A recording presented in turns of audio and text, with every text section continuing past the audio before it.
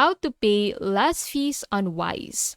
Wise is already cheaper than banks, but did you know you can cut fees even further? Let's break down the smartest ways to pay less. Bank transfers are usually the cheapest option. Debit cards cost a bit more, and credit cards are the most expensive. So always compare the fee breakdown before confirming your transfer. Wise offers volume discounts. The more you send, the lower the percentage fee. So for example, sending a bigger amount can reduce fees from around 0.57% to 0.24%. Each conversion adds a fee, so always send directly in the recipient's currency.